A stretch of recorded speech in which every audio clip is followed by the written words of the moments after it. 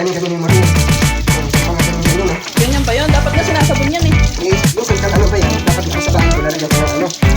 Asin. Ayan. Kuha mo lang mga ganyan, parang mga katulog. Ayan. Diba, linis. Tupat sila. Yung mga lods, alam niyo na, ganyan lang ang maghugas ng ano, pipino. Tupat. Siguro pa.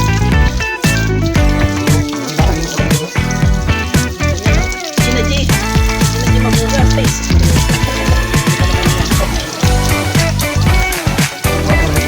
Pero ganyan talaga dapat gasin.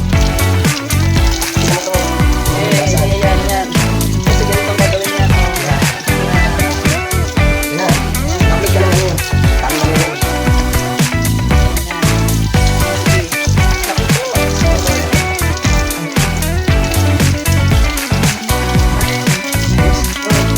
Yan ang gagawin. Cucumber juice.